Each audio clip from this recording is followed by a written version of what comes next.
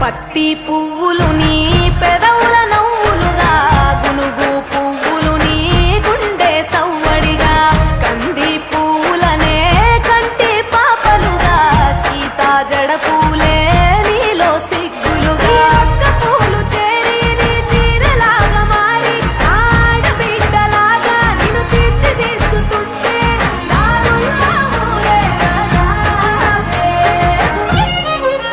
తెలంగాణలో పుట్టి పూల పల్లకి ఎక్కి లోకమంతా తిరిగేవటే.